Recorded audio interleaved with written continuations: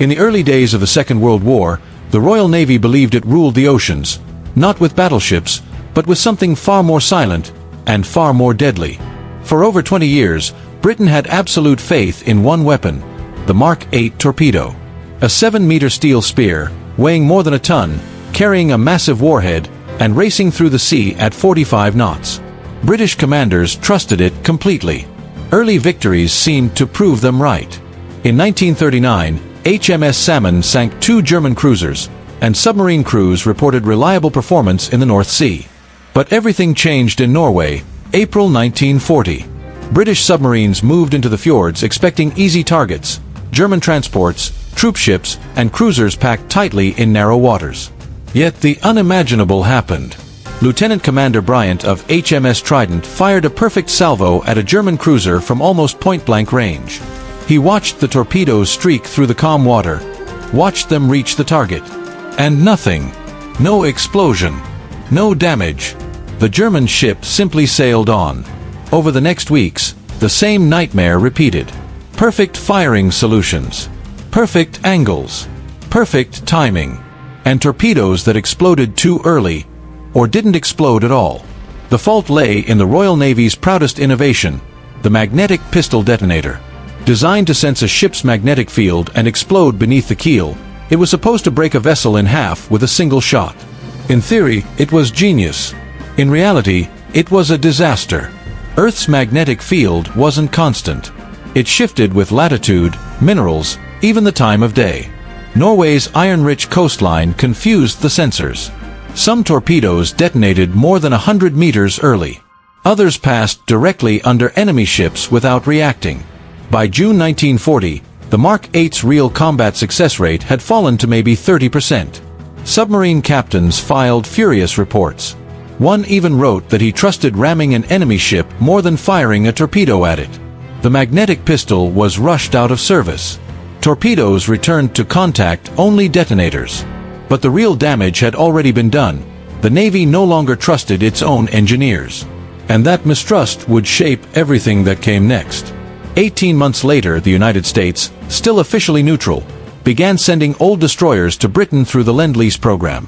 The ships carried American Mark 14 torpedoes, and although British officers weren't enthusiastic, they agreed to test them at HMS Vernon, the Royal Navy's legendary torpedo research center. At first glance, the American design looked solid, slightly shorter than the British Mark 8, different fuel system, decent gyroscope, good speed, and a strong warhead. But when the Solent firing trials began, the nightmare returned. Torpedoes set to run at 3 meters were recovered at 6. Weapons set for 4 meters ran at 7. Over and over, every Mark 14 ran 3 to 4 meters deeper than its setting, a potentially fatal flaw in submarine warfare. Commander Hugh Haggard ordered a full investigation. More tests. More observers. More measurements. And the results were always the same. Every torpedo ran too deep. And this was only the beginning. And the results were always the same. Every torpedo ran too deep. And this was only the beginning. As Vernon engineers dug deeper, the real problem finally appeared. The Mark 14's hydrostat, its depth control heart, was miscalibrated from the start. The device itself was simple. A sealed chamber with a flexible diaphragm senses water pressure and adjusts the torpedo's fins to hold a set depth. British Mark 8 torpedoes used a highly refined bronze hydrostat tested thousands of times in real seawater, from the Channel to the Mediterranean, so their depth readings were accurate within half a meter. But the American hydrostat had been calibrated in freshwater lakes in Newport, Rhode Island. Freshwater is less dense than seawater, which means it exerts lower pressure at the same depth.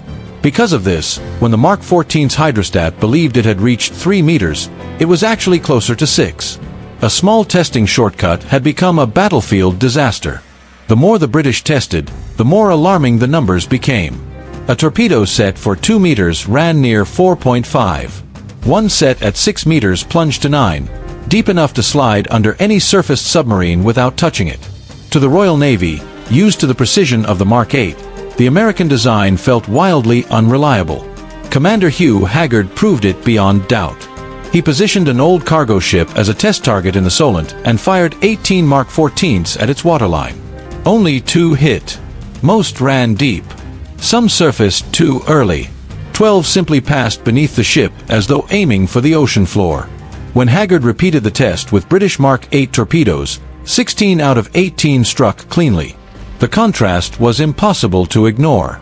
Yet one question bothered Vernon's engineers more than the technical flaws.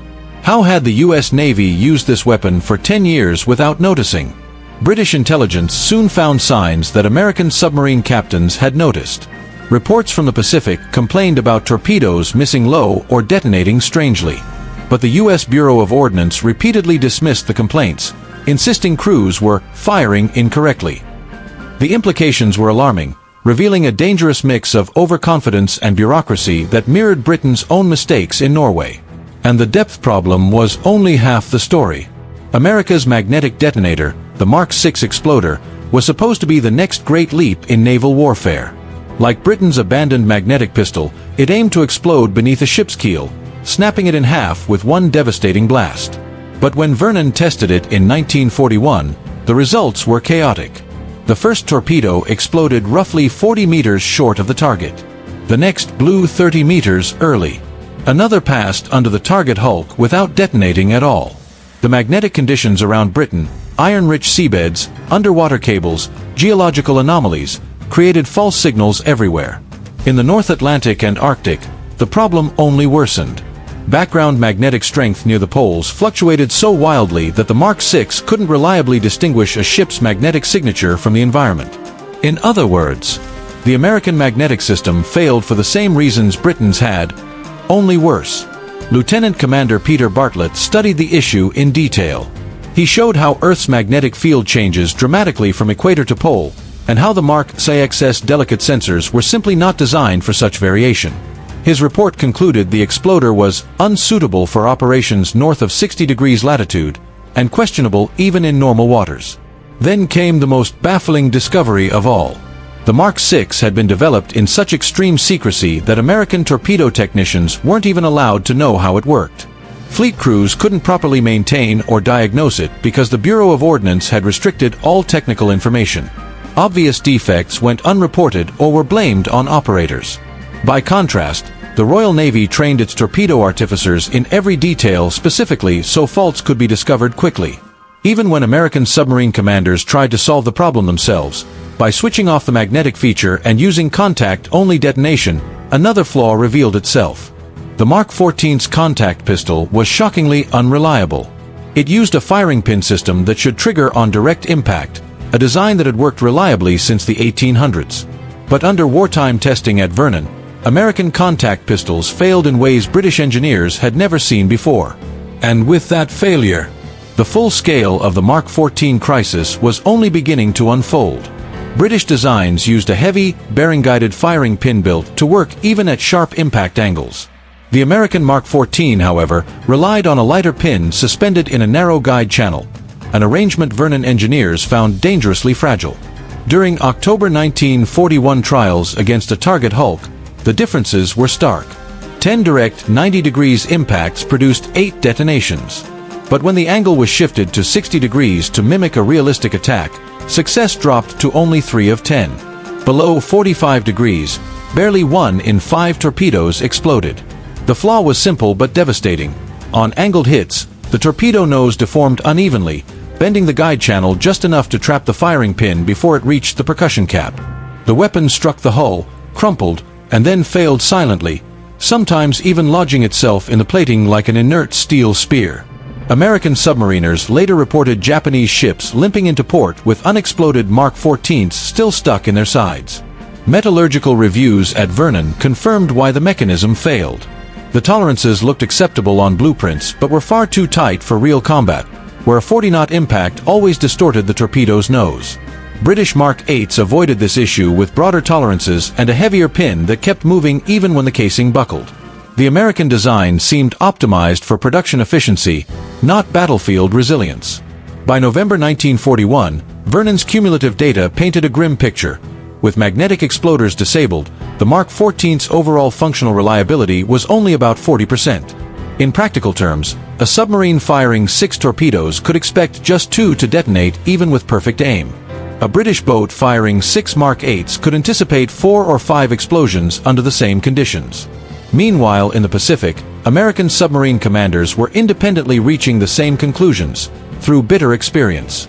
Lieutenant Commander Dudley "Mush" Morton aboard USS Wahoo recorded catastrophic failure rates during early 1943 attacks despite flawless firing solutions. His patrol reports were detailed, methodical, and irrefutable, yet the Bureau of Ordnance dismissed them as crew error. Morton was not alone. Ramage of Trout and Gilmore of Growler filed similar reports throughout 1942, all largely ignored. By mid-1943, the submarine force had lost patience. Fleet officers began unauthorized testing at Pearl Harbor, proving the deep-running fault exactly as the British had documented 2 years earlier. Admiral Charles Lockwood personally oversaw controlled firings near Oahu that confirmed the torpedoes were running roughly twice as deep as set. Even then, Board initially claimed the tests were flawed. Only after Lockwood threatened to take the matter directly to Admiral King did the Bureau finally authorize recalibration of the hydrostatic valves in July 1943. This corrected the depth error almost immediately. But the contact pistol still failed at angle, forcing officers like Ramage to conduct their own field experiments. His improvised modifications, heavier pins and wider guide channels, worked flawlessly, and Lockwood quietly circulated these fixes throughout the fleet. Board officially adopted similar changes only in September 1943, 2 full years after Vernon had identified the same weakness. By then, countless torpedoes had malfunctioned, numerous Japanese ships had escaped destruction, and Allied submariners had died during attacks made with weapons that simply didn't work. The Admiralty watched the American crisis unfold with sympathy, but also with a sense of vindication. By 1943, the Royal Navy had spent years refining the Mark 8, maintaining rigorous testing and cautious incremental upgrades. Production was steady, quality control strict, and submariners trusted their torpedoes. Switching to the now-corrected American design would have required fleet-wide retraining while offering no real operational advantage. The Mark 8 already met expectations, and reliability mattered more than theoretical improvements. The larger American failure reflected deeper institutional issues. Board's defensive secrecy, its refusal to credit frontline evidence, and its tendency to blame crews rather than question design had created an environment in which problems festered for years. Captain Ralph Christie later admitted that reports from pre-war exercises in 1937 had already suggested serious flaws, but they were quietly dismissed. The hyperclassification of the Mark 6 magnetic exploder prevented even squadron torpedo officers from understanding or troubleshooting the device. The result was a weapon shrouded in secrecy, but crippled in practice. And that loss of confidence inside the American submarine force set the stage for an even deeper problem, one that had begun years earlier. When Lieutenant Commander Tyrell Jacobs of USS Sargo reported premature explosions in 1940, the Bureau of Ordnance didn't just dismiss his concerns. They blamed him for incorrect operation, then refused to explain the correct method because the information was classified. Submarine crews were expected to fight with weapons whose inner workings they were not even allowed to understand. The contrast with British practice was stark. Royal Navy torpedo officers received full technical training so they could diagnose faults themselves. In the U.S. system, secrecy mattered more than combat reality. That mindset became dangerous in mid-1943, when the Mark 14's depth failure could no longer be denied. Board still refused to release recalibration instructions to submarine tenders, fearing the data might leak to the enemy. Admiral Lockwood had to bypass the Bureau completely, ordering his own crews to figure out the fix through field experiments. Technically, this violated regulations, but Lockwood knew waiting for proper channels meant months more of missed kills. Much of the Bureau's stubbornness came from career protection. The Mark 14 program had consumed years of funding and prestige. Admitting basic design flaws risked investigations, public embarrassment, and the end of multiple careers. Many senior officers dug in, insisting the weapon worked and that submarine crews simply needed more training. Only after seeing failures firsthand did officers like Captain Christie reverse their stance. By late 1943, nearly every submarine in the Pacific was using field-modified torpedoes, altered firing pins, widened guide channels, recalibrated depth gear, changes made without official approval but essential for survival. These same modifications were eventually adopted into production, but only after frontline crews proved they were necessary. The cost of this institutional failure was enormous. Post-war analysis estimated that American submarines fired roughly 6,000 torpedoes in 1942 and early 1943, yet combat effectiveness had been cut by more than half. With a functioning weapon, the same results could have been achieved with around 2,400 torpedoes. The remaining thousands represented wasted industrial effort and countless Japanese ships that survived to carry troops, supplies, and ammunition. The failures forced both navies to rethink how they developed weapons. After 1945, operational testing, trials in real ocean conditions, not controlled labs, became mandatory. The U.S. Navy created an independent operational test and evaluation force in 1947, reporting directly to the Chief of Naval Operations to prevent bureaus from hiding inconvenient results. Britain strengthened its own torpedo experimental establishment, giving it authority to reject any design that failed real-world trials. When the Mark 20 torpedo was developed after the war, it underwent years of testing across the Atlantic, Mediterranean, and Arctic before it was accepted. Manufacturers complained, but both navies still remembered how theoretical perfection had produced wartime disaster. Another major reform was transparency. The secrecy that once prevented American crews from understanding their own torpedoes was recognized as dangerous. Post-war training became clearer and more detailed. Manuals explained exactly how weapons functioned. Operators were finally treated as professionals, not potential security leaks. The financial cost also reshaped procurement. The U.S. had produced around 14,000 Mark 14s before the weapon became reliable. Over $250 million in today's money. Congress responded by demanding independent test verification before approving mass production of any new weapon. But perhaps the most important lesson came from the human toll. How many Allied merchant ships were lost because U-boats escaped attacks that should have sunk them? How many American submariners died after exposing themselves to counterattack while firing torpedoes that did not explode? Even the loss of USS Wahoo, Mush Morton and his entire crew, carries the painful question of whether functioning torpedoes might have allowed the submarine to strike faster and slip away before Japanese escorts closed in. The torpedo scandal became a permanent warning carved into naval culture. When institutions defend their pride over admitting failure, sailors pay the price. For the Royal Navy, rejecting American torpedoes wasn't just a technical choice. It was a promise not to put crews at risk with weapons that couldn't be trusted.